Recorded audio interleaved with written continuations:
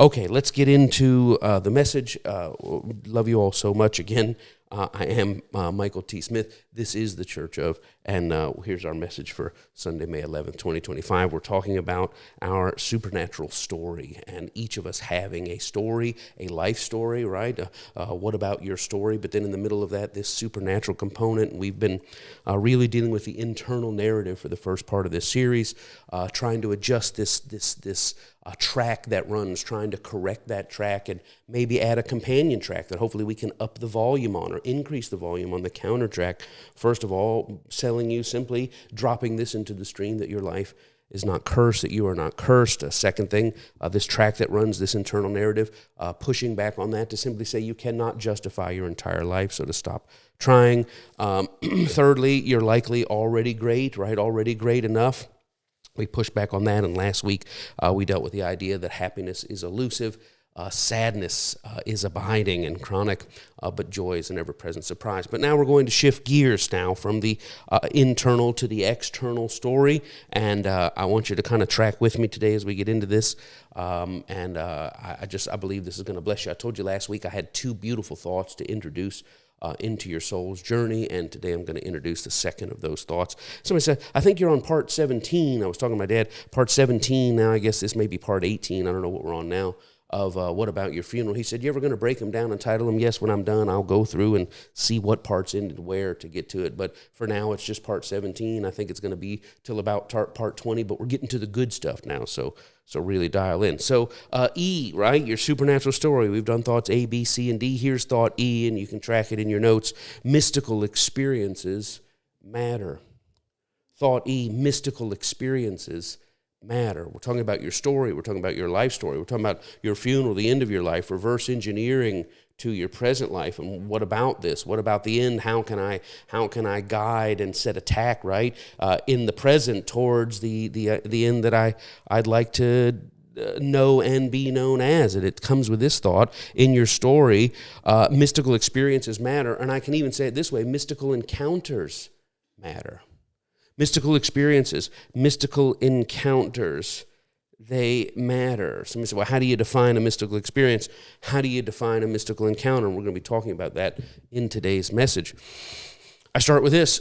Not every crazy, delusional, or hyper emotional thing that happens to us qualifies as a mystical encounter, right? Not, it's just, one of my spiritual sons was writing me the other day from Jacksonville. He pastors a great church in Jacksonville, and he said he was ministering to somebody. He thought of a story of when I was very young, and I was taught in church that the devil was around every corner, that the devil would come into your room that night and try to kill you, and you had to watch out because he would choke you out in your sleep. I mean, and I'm 16, 17 years old, so I'm buying all of this stuff, and I remember going to bed and binding every devil. You're not going to kill me at night, and you're not going to choke me in my room, and you better not come in here because the angels got me, and I rebuke you in the name of Jesus. And this was all of my story, right? This is what I saw. And I had a little old school, one of those glowy alarm clocks, with the little flip numbers on it or whatever, and it lit up the room. You could see the little dim glow in the middle of the thing. I think it was red. It glowed red, I think. And sure enough, I laid down on my bed and was saying my prayers and binding the devil. And that alarm clock sitting on my nightstand, right out of Poltergeist. I mean, that thing slid across straight to me, straight to my face as I'm binding the devil. Things like that. I jumped up, I was jumped up, rebuking, praying in tongues at the same time I was binding the devil. I bind you, I'm just, Satan, you get out of here. And I'm scared out of my mind. I'm backing up, binding the devil, clicking on the lights at the same time. What in the world? There's nobody in the room, no dog, no cat, no nothing. I've just had an experience, and the devil came to try to kill me, but he's not. I can't wait to share my testimony. Well, as it turns out, where my headboard was in the mattress, there was a little gap, and the cord ran from the wall behind my bed over to the nightstand, and a pillow had fallen through the crack and had landed on the cord and pulled the cord tight and slid that thing right over to me, right out of a Steven Spielberg movie. So not every experience that we have, not every hyper emotional experience that we have, do I consider a mystical experience. How do you define a mystical encounter? How do you define it? And here it is, and we're gonna flesh this out and get to it. But here it is. What do you mean by a mystical encounter? What do you mean by a mystical experience? Simply put, those moments when God truly comes nigh. The moments in our lives when God, right, the mind, source, word, order, when love, right, when love truly comes nigh, comes close. When God shows God's self at hand. Mystical encounters, mystical experiences matter. We have early experiences with this. For most of us, right, these early experiences occur in connection with some sort of religious iconography.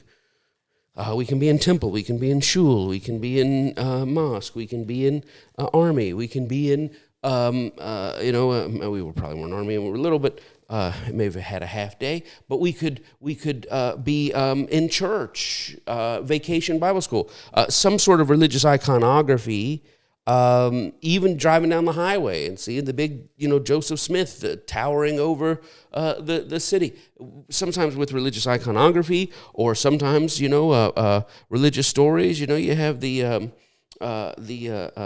stigmata, or you have the, if you go in there and you cry for Mary in the dark in the bathroom 5 times, she'll appear. We have these type of connections with religious iconography. But despite the religious iconography, the true mystical experience is always anchored in the large truth. You may come at it Catholic, you may come at it Methodist, you may come at it Holiness, you may come at it Universalist, you may come at it from Islam, you may come at it from Judaism, you may come at it, but these experiences often connected with religious iconography, religious symbolism, but the symbols are not where the power is. The power is in the big truth, the largeness of love, but we often experience them through these placeholders of what we have been taught to esteem as religiously significant. So the pre-experiences, and I say pre-experiences simply before we come to the point of articulation, often occur in connection with religious iconography. But the iconography, the placeholder of the cross or the crucifix or the hymnal or the breaking of the bread or whatever, that ought not to be confused. The icon on our desktop that we click is not the same as the code. It's how we connect to that code, and the code now is that large truth. Somebody say, why do you say this? Because I'm speaking to people who are all hearing what I'm saying, and they're going, yep, and they're putting the emphasis on the icon without any realization that the people who are nodding, they might have very diverse iconography in which they've accessed the divine. So it's the big truth that's universal. The iconography is often individual and tribal and regional and so on.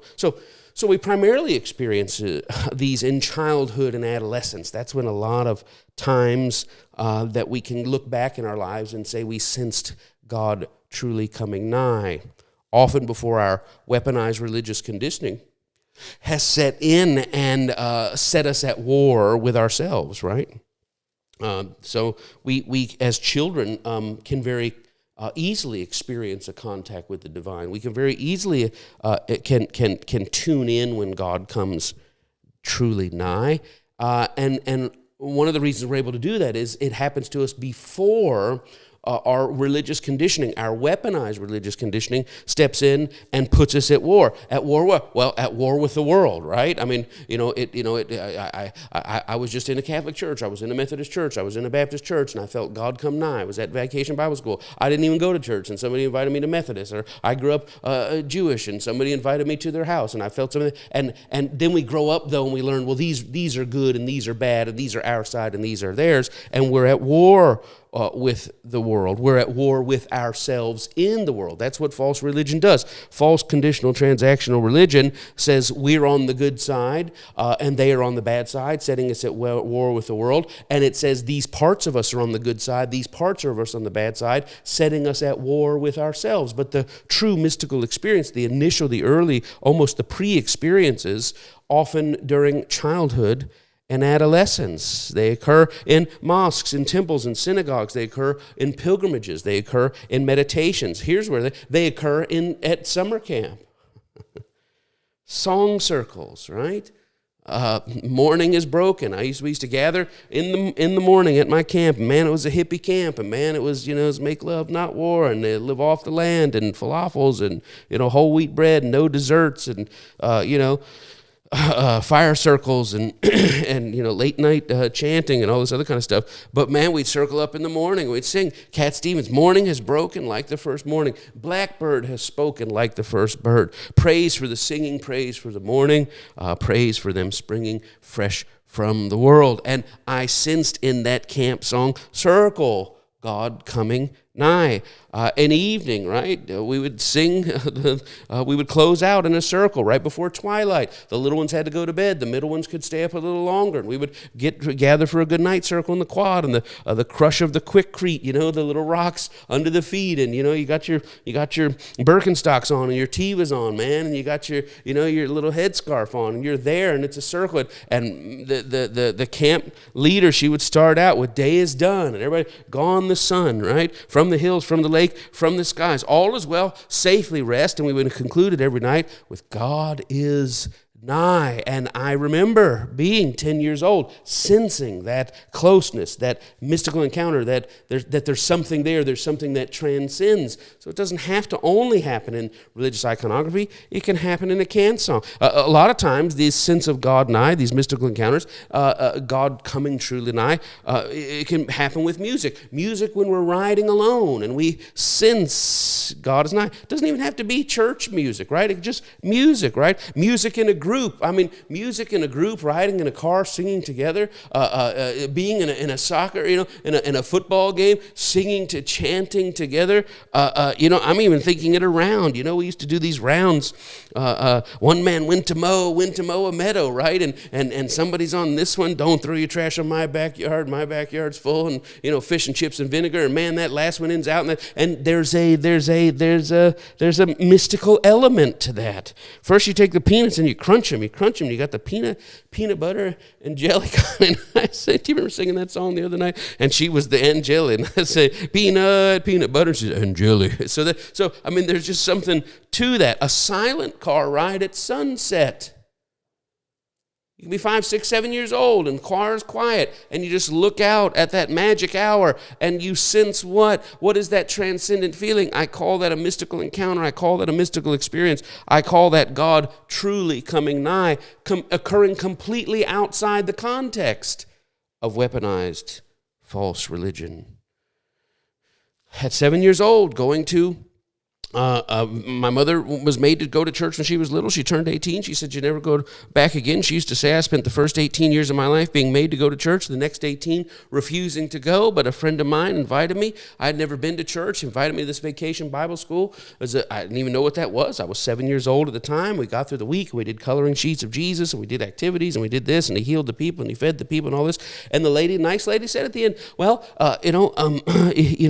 if you want to know this Jesus, ask him into your heart in your own private time." And I didn't know what that was, but I went home that night and asked him into my heart. And I, 7 years old, sat in my bed at night, and I didn't tell my mom, didn't tell anybody, and I just saw my little heart opening like a cuckoo clock, and my little heart stepping out, and a little Jesus, right, like I just saw in the iconography, stepping in, and I closed the doors, and I said, "Okay, he's in my heart now." And no weaponized context. I just felt something in that place. I felt some love in that place. Looking at these stories of this great man who did these great things, I felt something in that place, and I accepted him into my heart. Was it sophisticated? No. But was it genuine, the feeling and the closeness and the intimacy that I felt? It was. Did it have anything to do with the fact that I had chosen the right God in the right way? No. It had simply to do with the fact that I was open as a child, and in that openness, God very often comes nigh. Right behind me here in the studio, on the wall, there sits a cuckoo clock. It's probably $19 off Amazon. My mother bought it for me 20 years on.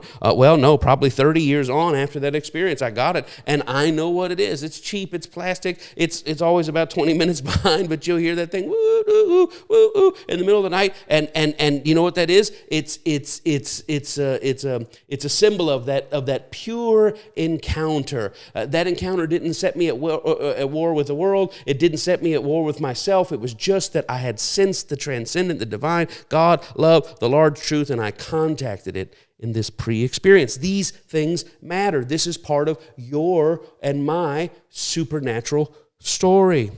Westminster Abbey, Easter, 1984. Again, my mother refusing to take me to church, but we were there on business, and my dad was there, and we toured around during the day, went to the Tower of London and saw the torture and all those fun things that a 10-year-old boy we survived. Well, we didn't survive, but I mean, there were 2 terrorist attacks. They blew up Heathrow Terminal 2, and my dad and I were walking down the street, and I heard a jackhammer. I said, "That's a jackhammer. What are they doing?" And my dad said, "Son, that's not a jackhammer. That's a machine gun." Sure enough, they were shooting up people in the park and at the embassy and blah, blah, blah. So this was our journey, and in the middle of this, and we crossed over into Easter, and there was a midnight mass, and this staff member who I had known since I was a little bitty kid, she said, "Hey, I'm going to mass at Westminster. You think Mike would like to come along?" And my mom was like, "That's up to him." I said, "Yeah, let's go." This was my second time going to a church service, right? And sure enough, I went, and I don't know what to do. We're kneeling down, and we're standing up. We're kneeling down, and we're looking at the cross, and we're praying, and maybe it's the significance of the place. Maybe it's the significance of the time. Maybe it's the significance of the hour.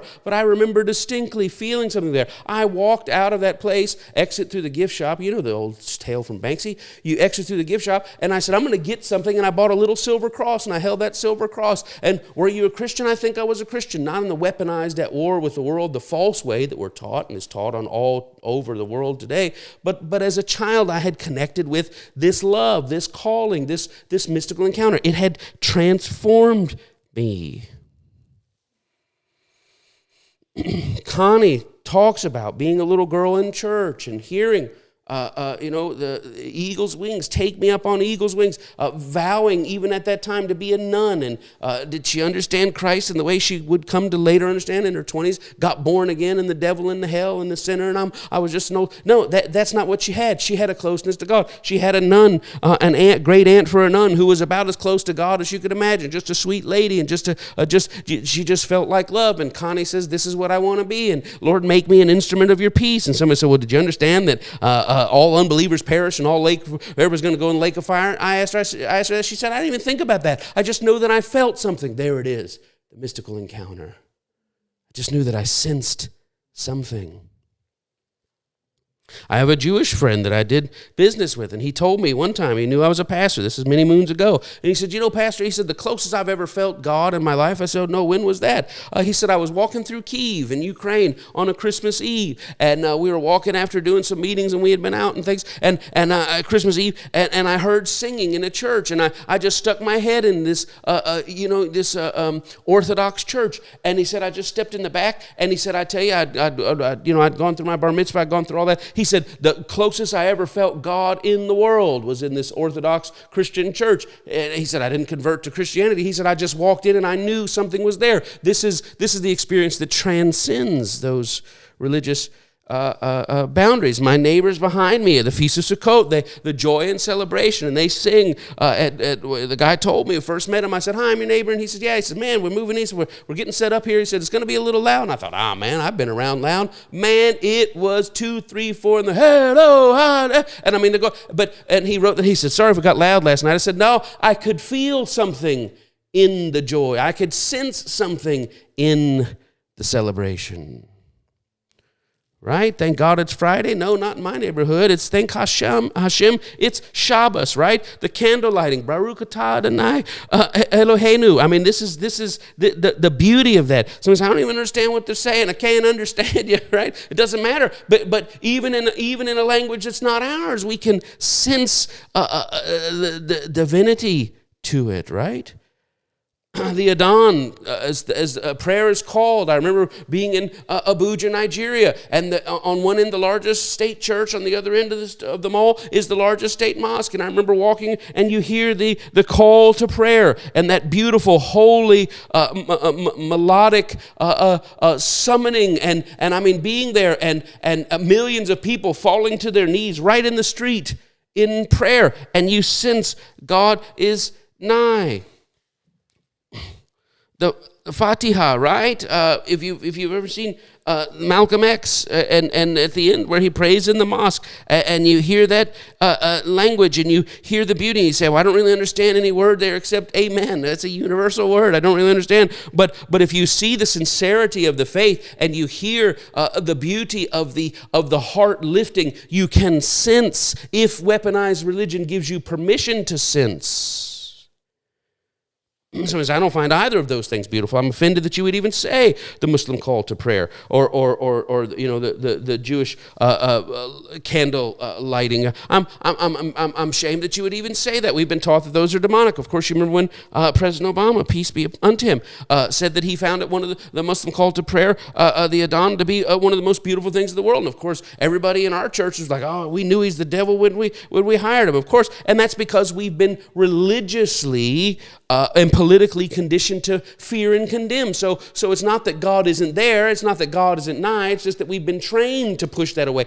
We've been trained not to even open ourselves to see the divinity in it. I remember arriving in New Zealand and the Maori welcome that we had, and the haka and the songs, and and at first we didn't know. They was like, okay, we're going to get off the airplane and they're going to be here and the mayor's going to be here and blah, blah, blah, and just we're going to go through a ceremony. And you realize this ceremony's hundreds and hundreds and hundreds of years old as they sing and invite the ancestors to welcome the new friends, and they start out with the challenge and the scary and like that, trying to scare you off, but then it turns to the leaf presentation and the welcoming and the forehead to forehead, and you realize this thing that is in a different language. It's got feathers and tribes and face paint and warriors and tattoos and markings, and you think, my God, what in the world is this? What in the name of Harry Potter cult stuff is going on here, says our weaponized religious thinking. But if you step back for a minute, you're hearing how cultures hundreds and hundreds of thousands of years have accessed and channeled the large thing. And if you step back and say, my God, look at the beauty in this. Well, that's pagan, that's this, says our false weaponized religion.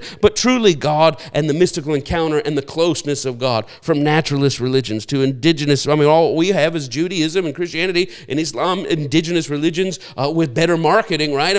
That's what we have with our lives. And if we're close and if we're honest, we can just pause and say, there really is something beautiful here. And the question is this: what is this mystical thing that we all connect to, or we all have the potential to connect to? What is it that, despite these doctrinal and dogmatic, and denominational differences, what is it that we feel if we allow ourselves to feel? And simply put, what we sense in all of these is, I have in my notes here, the quote, high aspiration. It's the high aspiration in each of these. It's the fact that in the Adhan, or in the blessing of the candles, or in the Kiev church service, or where what that is in the haka, they've lifted a flag to a sail towards the divine wind. What we're after here is God, and if you're honest, you can sense that even in art and music. Morning is broken like the first morning. Blackbird is spoken like the first bird. Praise for the springing. Praise for the noonday. Praise for the morning. Right? Praise for the springing fresh from the earth. You can sense God nigh in that. Why? Because it's written with high aspiration, and we are intuitively trained. We're religiously conditioned to condemn those things that don't line up with our doctrine. Somebody say, well, which ones are good, which ones are bad? We're trained that anyone that doesn't agree with what we agree with is of the devil. But we're intuitively trained to recognize the high and the low, to be drawn to the high aspiration, to be repulsed by, and to buffet, right? And to what's the word that I'm looking for?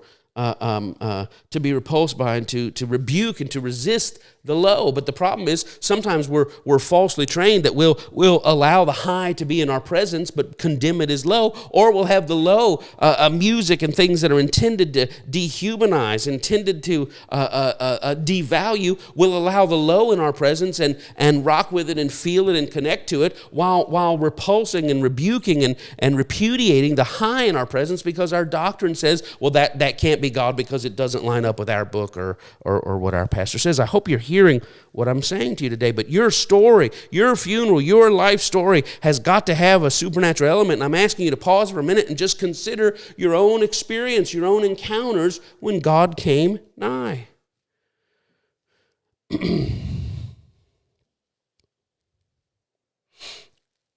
Our innermost selves are sensitized to feel attraction toward the high, a yearning for what is high. Our innermost selves are sensitized to have a repulsion of the low. But false religion can invert these, right?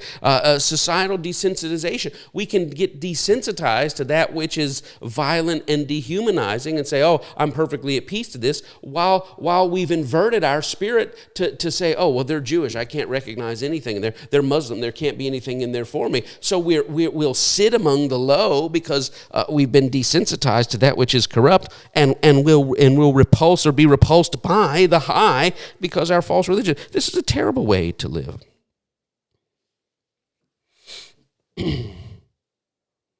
So I've been in church all my life and never heard this. Well, it seems to be part of my charm. I had a precious member who was telling me her story a couple of weeks ago. Her life story that she never shared with anybody. And she said, I'm just going to pour it out. And I said, let's go through it. And we did multiple just conversational sessions together. And it was beautiful just hearing her story. And she told me not to feel bad for her, not to apologize for what she went through. She said, I don't want you to apologize because I feel weak out of it. And I said, well, I'm not supposed to apologize, but I'm human, and I'm hearing what not the 40-year-old you has gone through or the 60-year-old gone. I'm hearing what the 5-year-old you went through. So she said religion was all around her, but she never sensed any connection or value to it.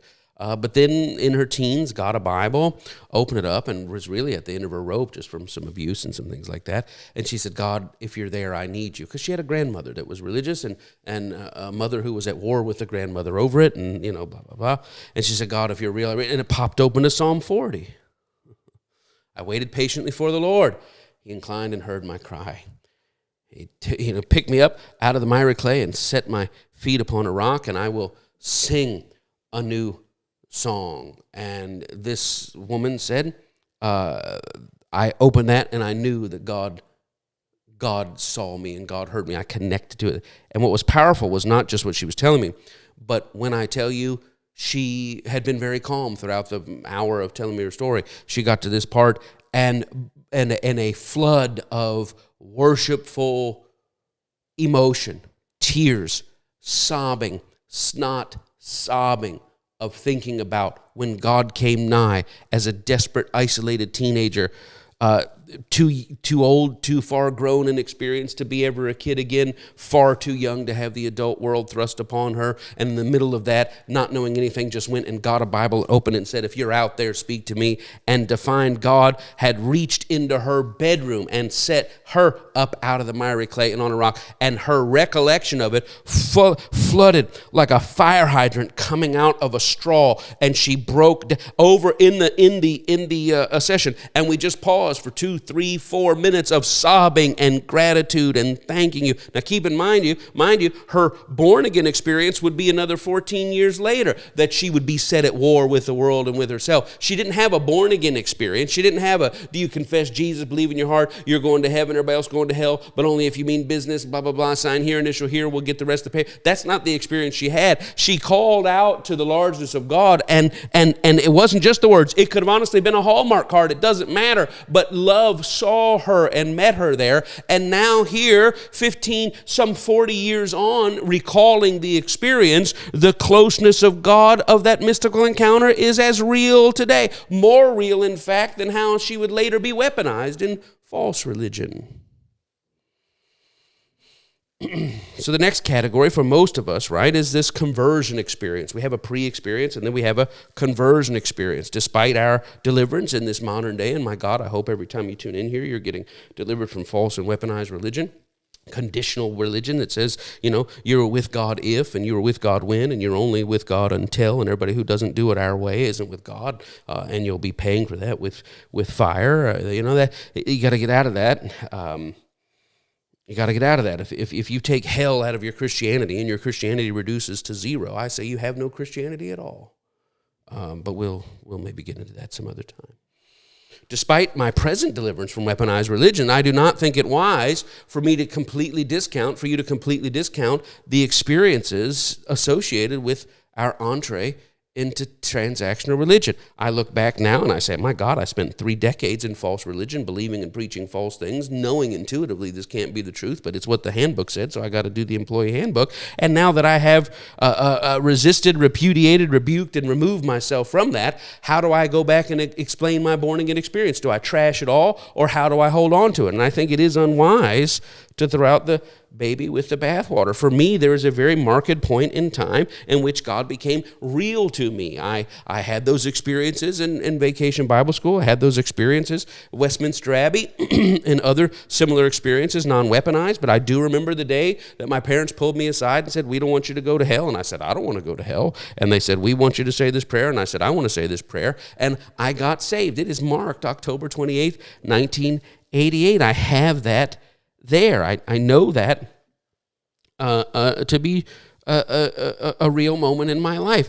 And I can also track when I say I got for real saved. I said a prayer October of 1988. It was just over a year later that I got serious about it. And I can tell you when the difference between I got saved and when I got for real saved. These are marked experiences in my life. I can tell you the difference, that I had said a prayer, but the depression and the addiction and the suicidal ideation and the obsessive compulsive, all of that dogged me after I'd said that prayer in October of 88. But when God got for real saved, I can tell you those things fell off me like Forrest's braces went off his legs when he was running from the bullies with the rocks, right? I know when my life was changed, right? Jermaine Hawkins, I know I have been changed.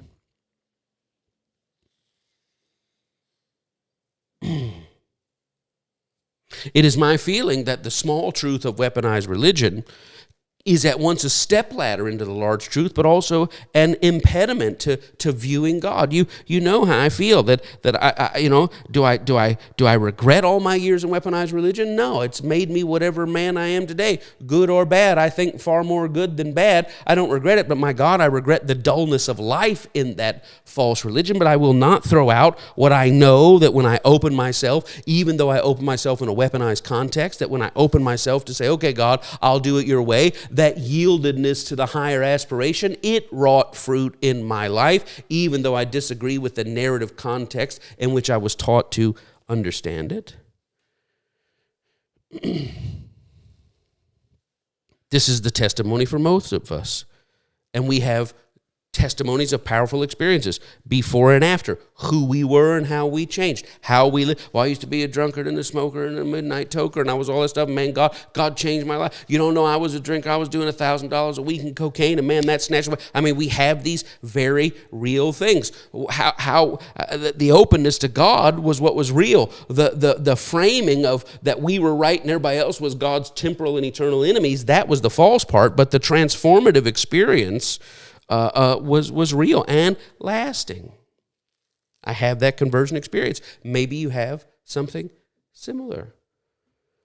I feel the same way about the experiences that came after, right? So once you have a conversion experience, there are accompanying experiences, there's associated experiences, there's subsequent experiences. For me, July 4th, 1990, I received the baptism of the Holy Spirit, glossolalia, right? With the evidence of speaking in tongues. I was at a barbecue. They said, hey, you've never received that? And I said, no, I've heard it. My mom speaks in tongues. It kind of makes me scared. And the people at church do it, but I don't really want that. But I was a young Christian. I was like, well, if it's of God, I want it. Sure enough, I received, what they call a prayer language that day. The glossolalia, right, is the glossolalia, is the technical term. And there is a clear demarcation in my life before that and after. I remember hearing a lot of sermons that didn't really sink too deep after I received the baptism of the Holy Spirit. It was almost like I had photographic recall there. So I had an experience, and there is a market before and after. And I still speak, despite my disconnect from weaponized religion, I still speak in tongues to this day. The context in which I was taught to view it is forever gone, but the subconscious uncorking that I feel, the tapping into the mystery that I sense when I release this, and you could call it a chant, you could call it a whatever, an unction, an utterance, or whatever. You could call it a babbling. That's what they said. Outsiders said, well, they're babbling. They're just drunk. They're just whatever it is. There is an uncorking of soul. There is a tapping into mystery, and that is still very huge and significant in my life. So even though I don't believe I'm on the right side, everybody else is on the wrong side, and this is a benefit that comes to those that are on the right side, I still very much carry the power in my life of this uncorking of soul, clarity of mystery that comes from praying in these other tongues.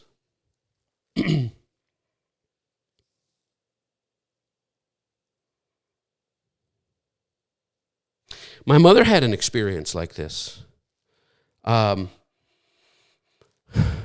She went upstairs to tuck my sisters into bed, walked across the hall, kneeled down, hadn't prayed in many years, just going into life. Like I said, hadn't been to church. And she said she opened up her mouth to pray, and before she opened up could say, she said she felt like there was a swirling in the room and something deposited inside her, and she began to speak, and a language came out of her mouth, and she cupped her hand over her mouth like this, and she ran out of the room. And for weeks, she would not go in that other room again because she thought it was haunted. But she just said, God, I need you. And she was going through some things and some loss. She said, God, I need you. She knelt again, and this time she didn't fight it. And she had this experience with the Holy Spirit, not even in church, not even saying a born-again prayer. None of this, right? We didn't know how to get into it, right? Just hungry for God. And so she had this experience, and she would not tell anybody about it. Like a month later, she told my father and I at dinner, she said, something has happened to me, but I'm scared to tell you. I'm scared to tell you. She said, I would tell you. And it went another week, and she wouldn't tell it. And then she finally said, I went upstairs and this and that. And she said, I didn't tell you for two reasons. Number one, she said, I was afraid that I might be cracking up. But number two, in the religious background that she came from, speaking in tongues, you might as well have said you sacrifice cats and babies in a satanic cult. From the traditional denominational background she was raised in, people that speak in tongues were just absolutely the falsest of Christians that could be. And all of these things colliding together are in conflict with a very real experience that she's had. I don't even know if you're catching what I'm saying. I hope you're out there. I'm just talking. I remember we had a family reunion in 1990, and a bunch of people I'd never met, 300 people from all over. They're all connected to my family, and it was a Thursday, Friday, Saturday, and on Sunday morning, that side of the family had church. And I mean, these are, Pentecostal, holiness revival, country folks from the foothills of Kentucky, and they had church in my living room. And I came out, I'm just trying to get a leftover hamburger from the day before, and man, they were holy rollers rolling in the floor. I had a great aunt. I remember walking in the kitchen, and my mom said, you see that lady right there? She was in tongues and falling down, and I mean, they had the tambourines, and they were going, just good old country folk having church in our they were the weird ones, that weird part of the family. And I remember my mom said, you see that? That's your great aunt. She used to run with a fellow on the top 10 FBI most wanted list. She's been crazy as a loon since when I was a little. Now look at her rolling on the floor. And we weren't in church. We didn't know anything about it. And I said, man, okay, whatever that is. So when that happened to my mom, all she could think is I became the crazy great aunt.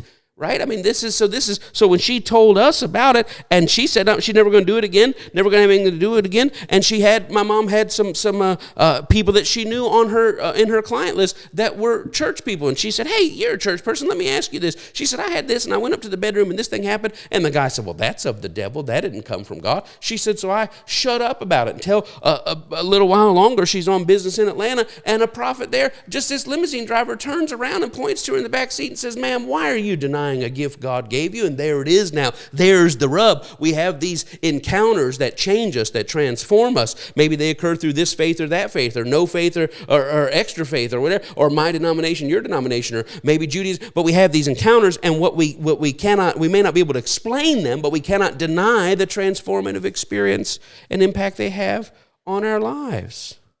I had a good friend. I told him about it. I said, yeah, my mom, she had this thing. She told me about it. And I thought I was talking to a trusted friend. Well, the next weekend, I was at his house,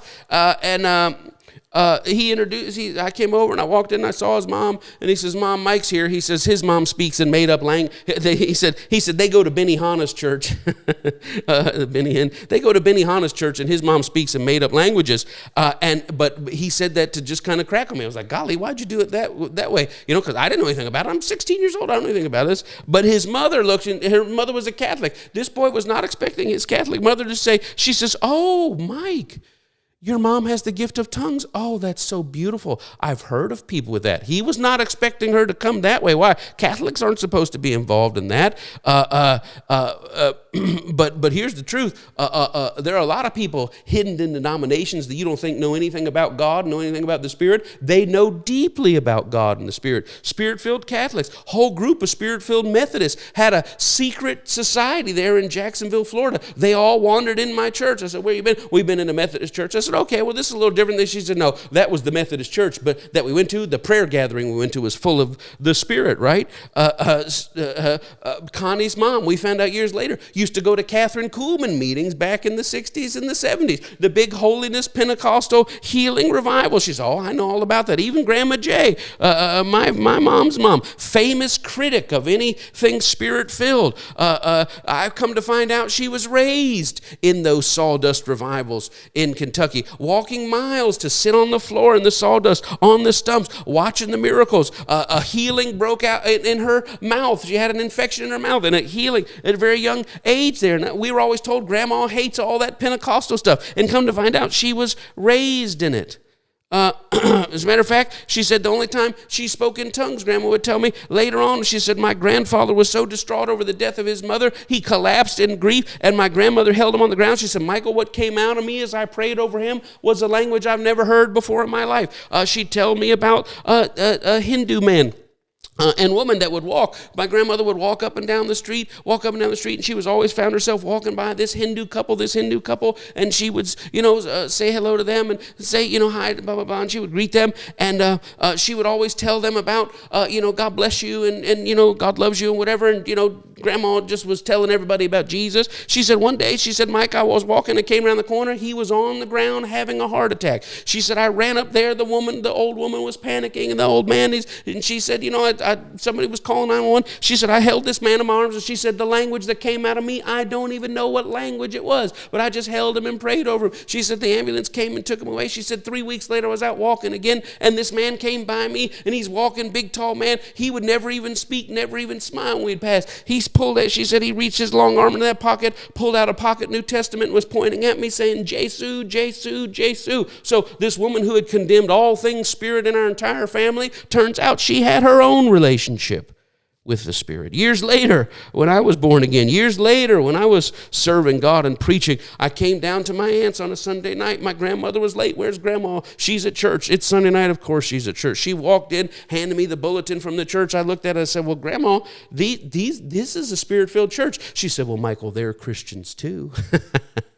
I said, well, I thought you didn't believe in that. She said, I didn't. She said, I put it away. She said, but then last year I went down and they asked anybody needs prayer, and I sure did need prayer. She said, that preacher touched me in the top of my head. She said, Michael, next thing I knew, I was on the ground with my skirt above my head, and the ushers were covering me up, and I just decided to stop fighting. My point is, how it occurs in weaponized religion, that's not the point. That's not where we should be focused. Where we should be focused is that these encounters and these experiences, they do something to us, and they're in their micro, they're just religiousized iconography, placeholder, times and points in our lives. But in the large point, they're us opening ourselves to God, to the largeness of God, and it is beautiful. Oh, we've got just a few minutes. Let's bring it on home. This brings us to a significant point as it relates to your funeral. And I'm going to ask you this. In your supernatural story, I also want you to start thinking about your supernatural legacy. What is your legacy of connection to the Spirit, of camp songs, of sensing God, of feeling a holy presence, of feeling something real? Maybe if you don't have religious articulation, you know that there is a transcendent beyond. The power of your supernatural legacy. I'm giving you here generational stories. These are generational stories Connie and I have received. And guess what? These are the generational stories Connie and I are passing on. Supernatural legacy. What is the story of your life, the supernatural story of your life, and the legacy of that supernatural story? I'm telling you, that we are heirs of these stories. We are progenitors of these stories. To say what you want about Methodist or Baptist or Jewish or Hindu or Muslim or whatever, say what you want, but there are people out there who have had an encounter, and that encounter has left them enlarged and impacted. Now, let's bring it to a landing here. While it is unwise for us to live for these experiences, and it's unwise to live entirely from these experiences, Unwise to live for it. Ooh, when's my next touch from? You don't want to live that way. I'm going to base everything off of what happened to me in the bathroom at a Citgo gas station. You don't want to live for it, and you don't want to live entirely from it. But it's also unnecessary to try to deny it and downplay it. You don't want to live for it. Man, I'm living. When am I going to get a touch like that? Not wise. You don't want to live from it. All I know is in 1970. You don't want to live for it. You don't want to live from it. But it's not necessary. It's unnecessary to deny it. I think of the book of Acts. You can write it down. We don't have time to go there. In the New Testament, the Christian scriptures, the book of Acts chapter 4, 18 through 20, they tell them, they command these apostles, you're going to stop talking, you're going to stop preaching, you're going to stop telling us about Jesus and the resurrection, you're going to stop telling us about this Holy Spirit, you're going to stop or we're going to get you. And they say in verse 20, they say, how can we say anything except what we've seen and heard? How can I say anything except what I know happened to me? That's a powerful thing. Why? Because these are real experiences, and they unite us. They unite us across generations. They unite us across faith, up across doctrinal and dogmatic lines. These experiences where the Jewish man says, I felt God. The Muslim man says, I felt God. The Hindu woman says, I felt God. The Baptist person says, I felt God. I felt God. The atheist says, well, I will tell you this, and I'm not a believer in God, but there was a time I was in the mountains and I was walking, and it was the closest I ever came. I mean, we're all describing a feeling of something that came nigh.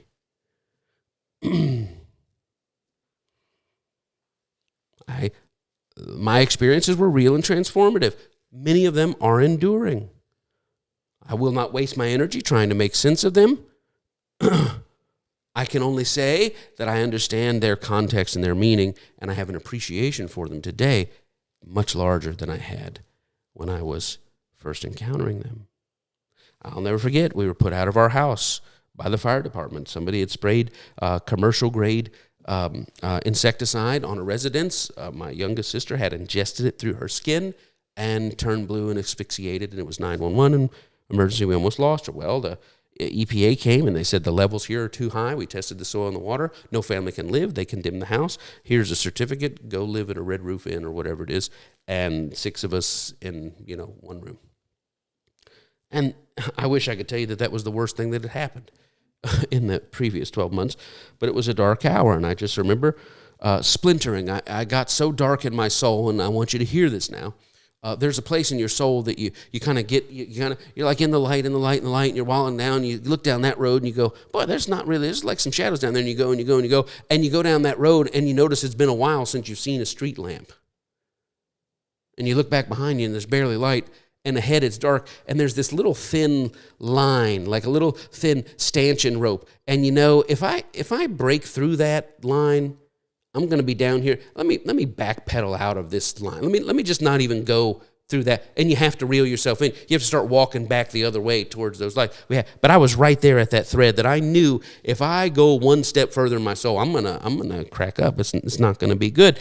And sitting on the side of the tub, taking off my wet uniform, I'd been working all day, and just my feet were just rotten from just all the chemicals and stuff. It's just terrible. And I just remember being so down, and so low, right at that thread. And I heard a voice of God, voice of Spirit, who knows? The voice simply said this: there's coming a time when you will not even remember the pain of these days. Somebody said, well, did your circumstance change? No. Did all the money come in that day? No. So your family never had trouble again? No. But do you know that word came as a lifeline to me?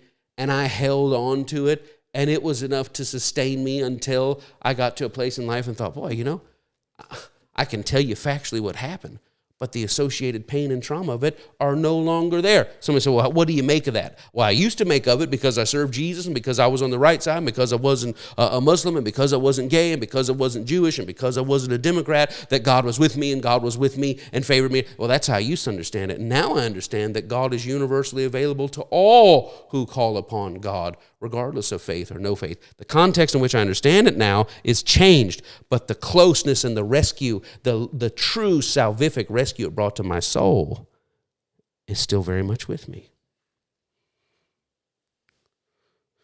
Gosh,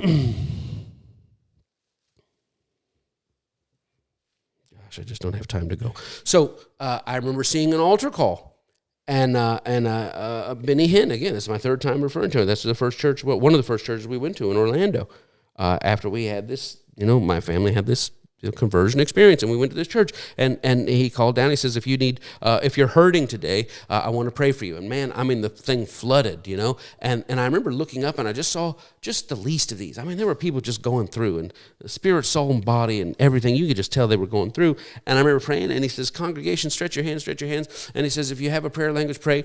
And I used to just repeat words real fast, so that everybody around me was praying in the spirit. And I would just say, like, God, I thank you so much. I thank you so much, Jesus. I thank you so much. And I would say that quietly, so people would think I was praying, because I was like, I don't even know if I have that or I want that. But anyway, I remember in prayer just praying just sincerely, Lord, just bless these people, just bless these people, just bless these people. I'm 16, just, oh God, just help them. And I felt a voice, open your eyes. And I opened my eyes and I looked upon the hurting of this world, the true downtrodden, depressed and oppressed, the broken of this world. And I had an experience. What was the experience? I had a voice. I had an impression. I had an unction, whatever you want to call it. And I heard I heard like God speaking to me. Mike, if you ever want to know, if I ever seem distracted when you're praying, and you want to know where my mind's at, it's on these people. It's on the hurting people of the world. So anytime you come to me and you're asking me for this and asking me for that, if you see that I'm not really there, and I say, God, are you listening to me? I'm thinking about hurting people. Now, you can say, well, that's just made up in your brain. Doesn't matter if it's made up in my brain. Doesn't matter if that's my human ability to articulate that which defies,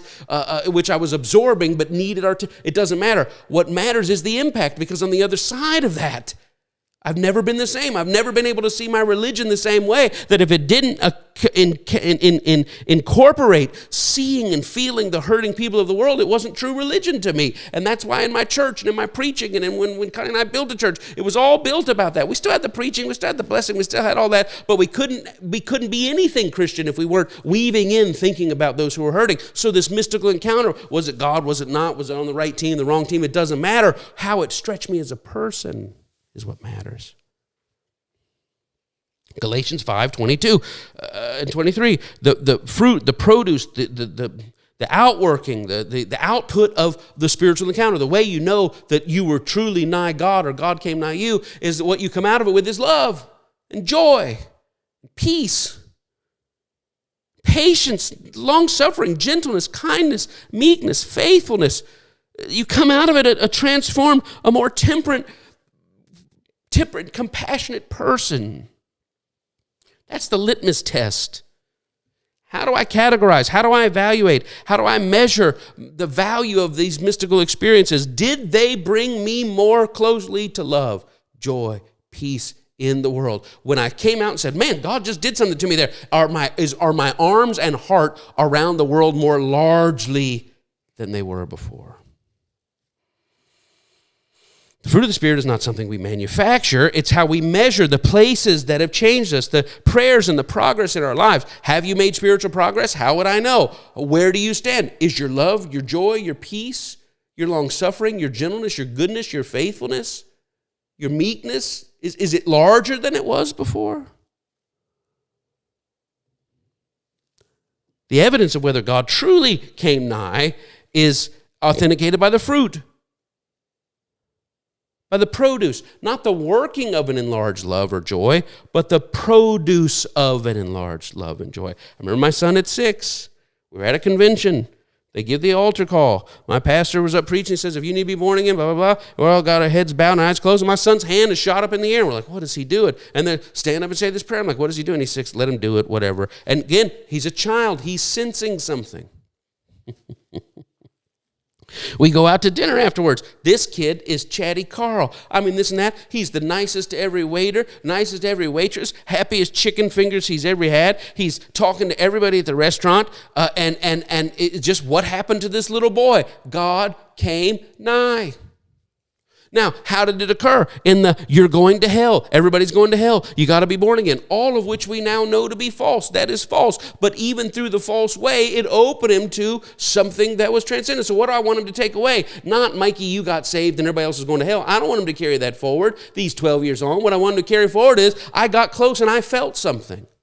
He used to sing the song, The Good, Good Father, and he would weep. He said, that's my favorite song. Can we sing it again? How was he experiencing that song? In the sense of, we're on the right team, everybody's on the wrong team, God's on our side, who the hell's on theirs? That's how the song came to him, but that's not how the song impressed him. Later on, his teacher was teaching him back at children's ministry. They said, first rule is everybody is a sinner. And Mikey shot his hands up and said, I'm not a sinner. They said, Mikey, everybody's a sinner. He said, but I'm not a sinner. He says, everybody's a sinner, but I'm not a sinner. And he was thinking, because he got born again at the rally, well, he's no longer a sinner. That's what he was thinking in his brain. So when they came to pick him up, the teacher's like, would you please explain to your son that he's a sinner? And I was like, oh yeah, he got born again over the weekend or whatever. So this is, but so I don't agree with any of the old weaponized way. But the encounter, he was not faking the love. He was not saying, okay, I'm saved now, I need to be nicer to every person. He would just put his hands on his sister, say, Sissy, I love you so much. Where did this come from? Something in his child encounter. Sometimes our enlarging of heart, and I'm closing, and our weaponizing religion can cross signals. Sometimes we feel an increased compassion around the world, and we say, my God, my heart is so full of love. But our religious conditioning says, well, if you're so full of love, don't you think you should stop them from going to hell? So we see the world with compassion, and I want to act on that compassion, but then the blank gets filled in by false religion. Then go out and tell everyone they're going to go to hell if they don't sign up. And you say, I just had an experience, and I've just decided since then I don't go to bed without telling anybody that they're going to hell and giving them a chance, because God just showed me his love for the world, and his love was so great that he's going to stop them from going to hell. Well, I'm not saying that you didn't have an experience. I'm saying, but sometimes that experience crosses, a true divine experience crosses with a false demonic devilish doctrine. So I said, what do you mean? How do I take it then? Because I had an experience with God. God loves everybody so much, and I've always made it a point to tell everybody, at least 2 people a day, they're going to hell, and giving them a chance to get saved. And you're telling me that I shouldn't do that anymore? I'm saying take the enlarged compassion. Instead of saying, I don't let my head hit the pillow every night without telling somebody they're going to hell. How about saying this? I don't let my head hit the pillow every night until I went out and I've been like Christ, and I found somebody who was being burdened and harassed by the dark powers of life and brought comfort and eased suffering and brought justice in the world. I don't let my head hit the pillow. Why? Because you had the experience of loving the world large, but your false religion, my false religion, fills in the blanks of what it means. And it never means a false conditional religious truth. It always means put your arms greater around a hurting and suffering world. It's okay to hold to the experience while shedding the false context. At the end of the day, these experiences are part and parcel of our ever-evolving relationship with God. At the end of the day, these experiences and encounters are part and parcel of our ever-evolving relationship with God. And just as the whole is greater than the sum of its parts, our relationship with God is bigger than these little things. These little experiences could never encapsulate fully our relationship with God, but they do feature in the story of our relationship with God. These experiences, encounters, they're part and parcel of our relationship with God. We have an online, real-time, evolving relationship with God. All of these experiences and encounters are part of that. But just as the whole is greater than the sum of its parts, so also our relationship with God, it could never be totally encapsulated or captured in these experiences. The vision presented by the Hebrew Scriptures, my last line, the vision presented by the Hebrew Scriptures is of human beings walking with God in communion in the cool of the day. I love that. It's how it starts in Genesis, that man walked with God, mankind walked with God, communing with God in the cool of the day. And some people, they claim, and may very well have, this conversational communion with God that they say, what's up? And God's like, what's up, dog? And they say, man, it sure is hot today. And God's like, I got you on Thursday. I know you don't like it hot. They have that relationship. I don't have that relationship. I don't have that back and forth combo with God, conversation with God. Sometimes people that have those conversations, maybe they're not communing with God, but communing with their own soul, which may be close enough. But for me, the conversation I have with God is often me putting out more into the universe, out more into speaking out. And it's not that I don't get replies, but the replies often come to me in the midst of my goings. Very rarely do I say, hey, God, what should I do today? Well, Mike, I don't know what you think about doing today. I don't know. What do you want to do? I don't have that type of experience with God. Some people do. I would say you have to measure that by the fruit. I don't know how to judge that. But for me, I talk to God a lot, and I acknowledge God a lot. And I say, God, I'm grateful for this today. And God, just help my children today. Or God, I sure could use some help here. And I do that, but I often find that God will say, oh, you need help here? Well, here, I'll get a pen. But sometimes in my going, just be backing out of the driveway, and a reply will come, and I say, oh, God, thank you for that. I see that. Or I've been trying to figure out this, and God, I don't know how to make, that'll be good. And so sometimes things occur to me in my going, in my reading, in my watch, in a billboard, in a sign, in a sunset, in no answer directly, but just the sense of God nigh. Sometimes the mystical encounters themselves are God's reply to us in our relationship with Him.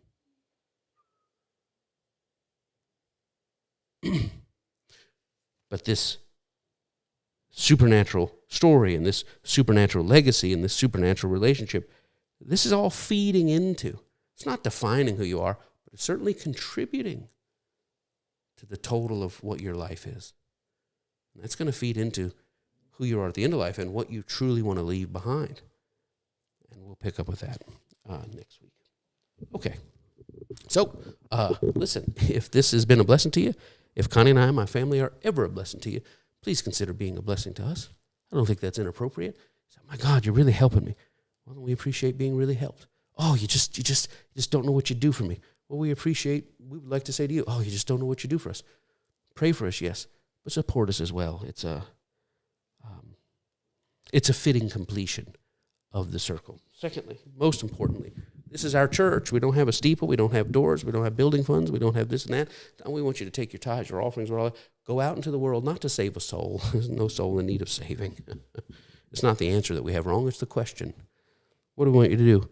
Go about like Christ and do good, heal, help, serve, alleviate, listen, sit with, be with, embody love out in the world. That's what this church is. And we want to hold you accountable to that. I mean, obviously we know who's getting blessed from the church because you tune in every week and you come every week and you watch the videos every week. We know who's a blessing to us saying, hey, I got you. I will tell you the number of people that watch and say, oh my gosh, I watch you every week. And the number of people that say, hey, I just want to let you know how much you mean to me. The gap is huge. And I have to imagine that the gap between those who say, oh, this is so great, and those who actually go out and make an impact every single week, I imagine there's a gap there too. But there have always been a difference between the hearers and the doers. But this week, say, what is my religious life about? If I'm not on the hell and heaven side, if that's not what the debate is about, what is the debate? It's, have you been touched by God enough to ignore that you can no longer ignore suffering? And if you've been touched by God enough that you can no longer ignore the world and the hurting of the world, even in your own family, even in your own neighborhood, even in your own community, that you just can't walk by and pretend you don't see them, then that's how I measure your Christianity. And that's how I measure your part of this, your part and your role in this church. Go out and be part of the church of how? By embodying that compassion. Amen. Peace, health, protection, preservation, soundness, abundance, aboveness, favor and joy. A lifting word. I bless you, I bless yours. I bless God for you and yours. May today be full of light and lightness. May this week be full of good and goodness. And may you wear love. May you wear it on you. May the love in you and the human clothing upon that love be manifest, dripping from you, so that all who encounter you, that they themselves count it as an encounter of God coming nigh. May your presence and your love and your compassion and your joy and your long-suffering and your gentleness, may it demand an explanation. Who are you? What is it about you? And it's not about your us-them religion. It's about that you've opened yourself to the love of the universe. You've opened yourself to the love at the core of crust, at the core and crust of all existence. And you're choosing to seat yourself in that love and to let that love overflow. This is my prayer for you this day and this week. And I pray it in Jesus' name. Okay, I kept you longer than I wanted to, but that's all right. You be blessed. And I'll see you here next week. Same bad time, same bad channel. Make it great. Connie and I, my whole family loves you.